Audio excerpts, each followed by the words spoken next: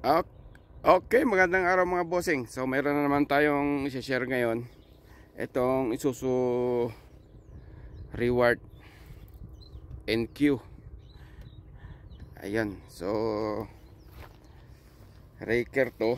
Yung mga raker namin. So ang reklamo ng operator, nagbabawas daw ng langis. So check natin maigi kung ano talagang problema nito.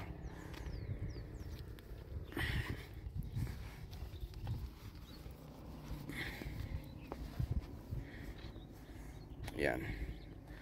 So pag ganitong malamig mga bossing, wala kayong makita diyang nausok. So kailangan talaga natin painitin yung makina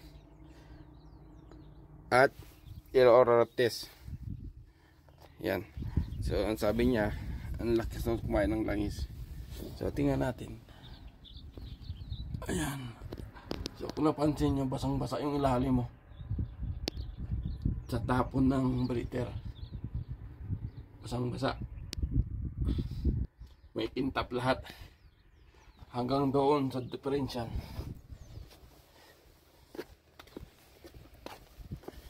So dito lahat. Oh, basang-basa. Grabe. Hanggang dito abot yung langis.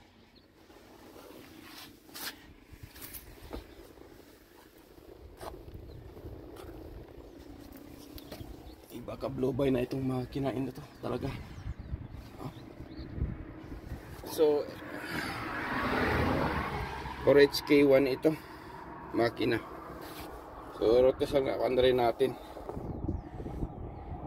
at i-road test natin kasi pag ganitong malamig hindi natin makita. Andarin natin.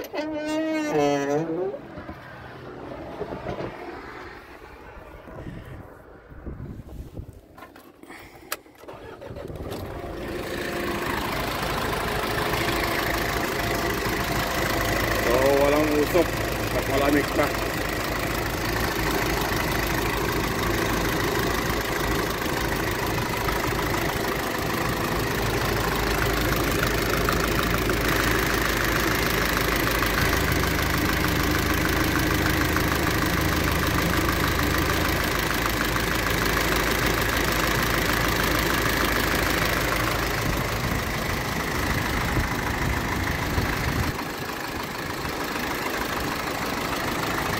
So rotasan natin mga boss para malaman, painitin natin ang gusto.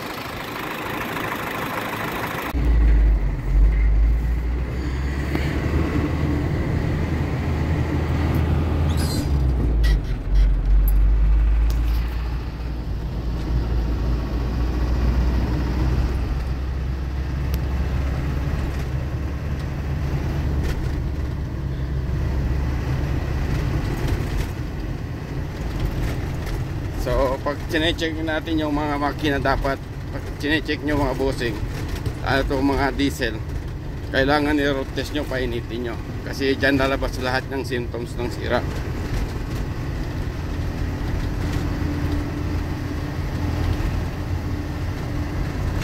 Ayan, kailangan painitin natin at pataguhin natin talaga.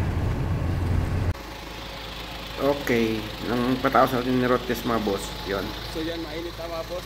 Ganun pa rin. So talagang may problema ang makina. Malakas ang tulo. Malakas ang bulubay niya. Yun, nung ni-road test natin, uminit na. Yan, nagsilabasan na yung symptoms niya. Kung napansin nyo, pagkila ko ng dipstick dito, walang gaanong usok, pero meron siyang bahagya. Yan o, kung napansin nyo. Yan, kahit yung oil filler. So binuksan ko rin yan. So halos wala kayong makita dyan.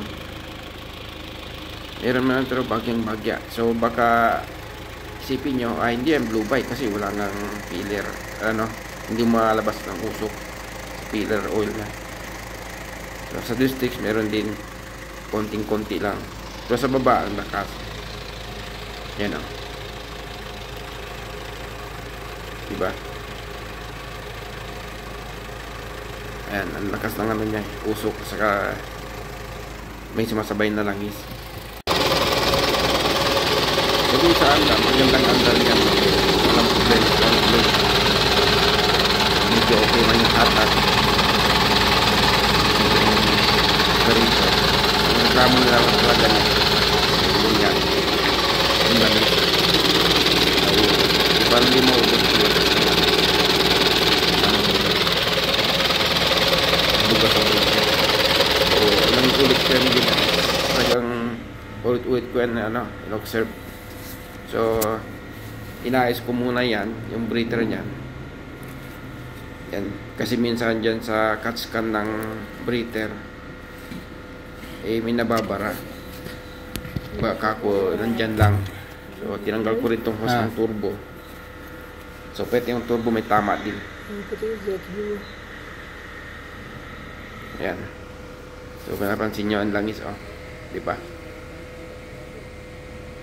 Ayan. So, yan naman, ang galing yan sa turbo. Ang gagaling yan sa turbo. So, may problema din ang turbo. So, dalawa ng problema niya ngayon.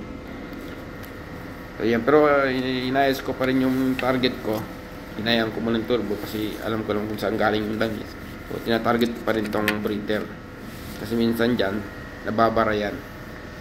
Pero nung chinik ko naman yan, okay yan. So, walang naging problema. Okay siya. Ayan.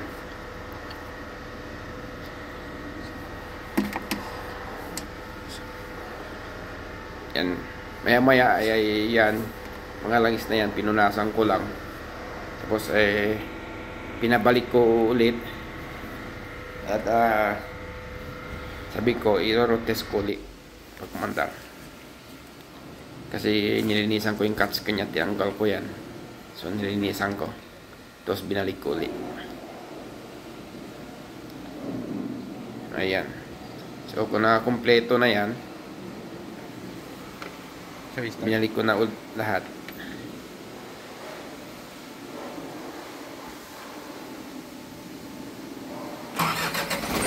Pinandar ko ulit yan.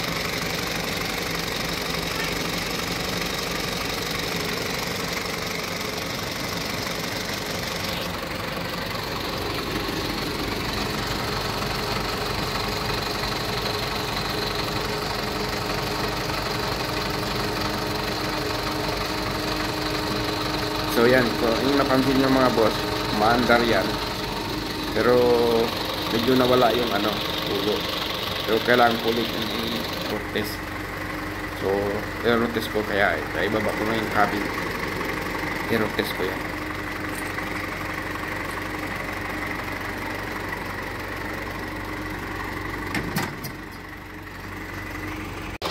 Okay, nung pagbalik ko mga boss, ito na ulit. Tumulo na naman. Lakas.